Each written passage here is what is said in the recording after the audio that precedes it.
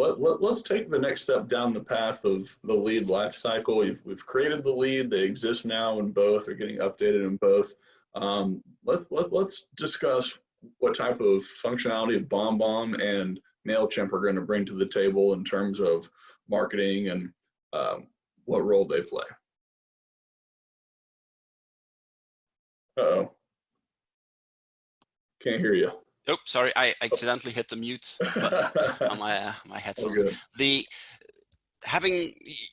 Even though you can't really see it from here, but imagine every software bundle. It's like a software stack. So you would have Chime sitting in the middle. It's really the centerpiece of all of the software that you're using, and then it's simplistically speaking, there's leads coming in, and there's contacts coming in. There needs to go contacts out of Chime. I mean, you get an app like Mailchimp or BombBomb, which you can set up landing pages to pull leads in, along with Facebook lead ads, for instance.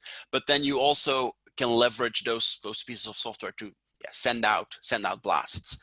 I mean, you can individually send out an email, and you would do that out of Chime. This is more about, what if you have these drip campaigns, or like a weekly or a monthly newsletter like France's real estate picks or whatnot, and you're using dedicated software like Mailchimp to be setting that up.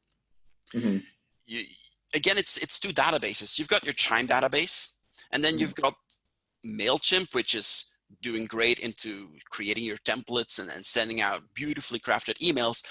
But it also needs an address book. It needs an audience. It actually works off the name audience, but you need to segment it, right?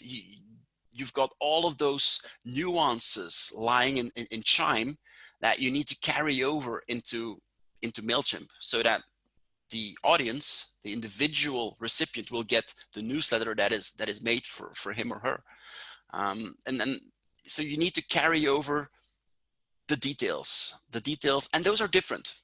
That's the beautiful thing around those connection rules again, because we know that people will be using Chime in slightly different ways from one another, just the same way as we know that people will be using Mailchimp in different ways from one another.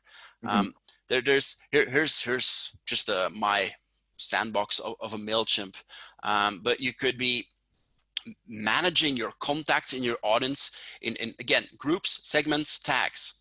Sounds familiar, right? You got your you got groups, you got tags as well, but like groups in Mailchimp, I don't think they translate the same way as they would in Chime.